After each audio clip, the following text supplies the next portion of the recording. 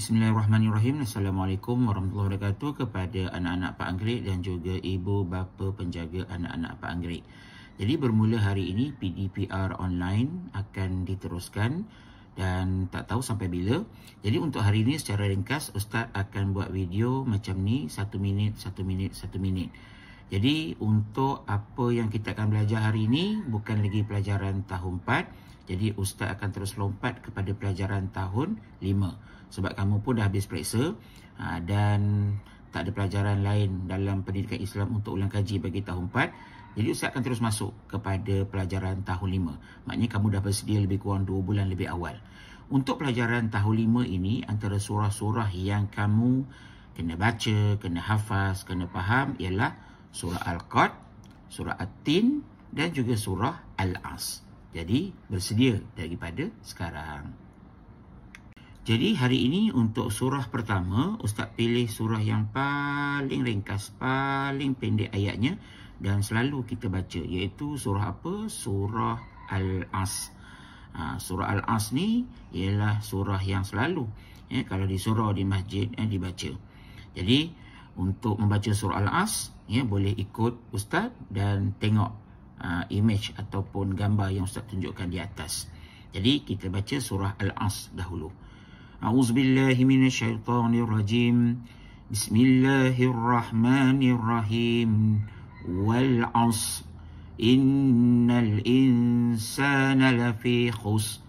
Illa allazina amanu wa 'amilus solihati wa tawasaw bil haqq wa tawasaw bis sabr. InsyaAllah. Cuba baca dan cuba hafal ya.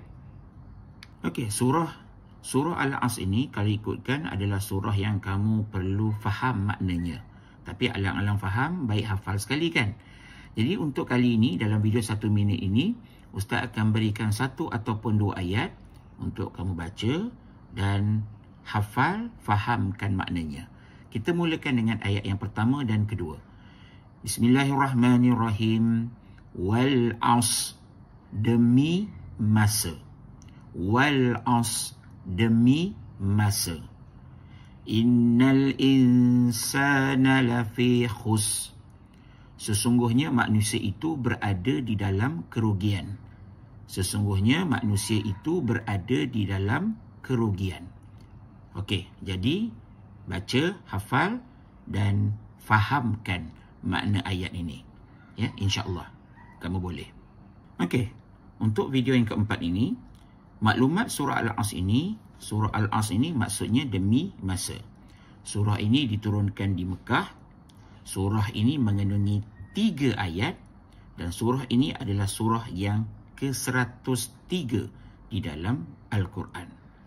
Dan surah ini menceritakan tentang manusia yang rugi dalam menguruskan masa.